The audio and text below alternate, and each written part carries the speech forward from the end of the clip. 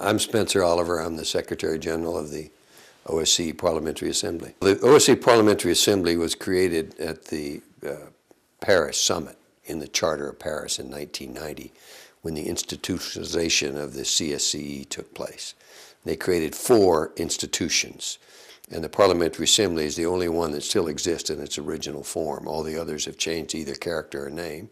So we're the oldest OSCE institution, and we are the parliamentary dimension of the OSCE. It brings together national parliamentarians from all the participating states to discuss issues that are relevant to the OSCE, to develop support within national governments and national parliaments for the OSCE for its work and activities. We have 320 parliamentarians from 55 parliaments. There are 56 countries. The Holy See, of course, doesn't have a parliament. But they participate, pay their dues, and they speak, although they can't vote in our assembly. It's been a very successful endeavor. We have taken the lead for the OSCE in election observation since 1993. We pass a number of resolutions at our annual sessions. We review what the OSCE does. We make recommendations. For instance, the Office of Free Media, which is one of the senior positions or institutions now, was a recommendation, a creation, if you will, of the Parliamentary Assembly. The economic coordinator was the idea that came from a recommendation of the Parliamentary Assembly. It provides visibility and credibility, particularly in the field of election observation, because parliamentarians, being elected officials themselves, have credibility when they judge and assess an election.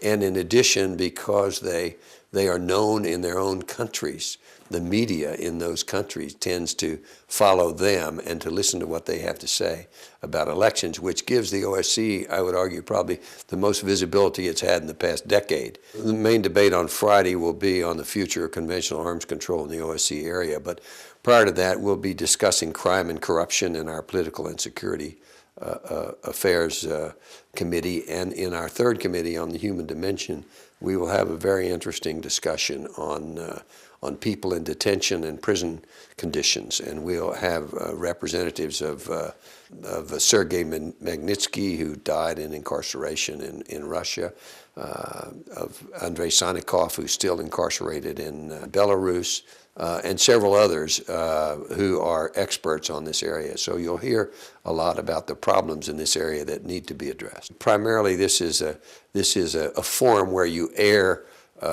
your opinions about relevant issues and salient issues of the day.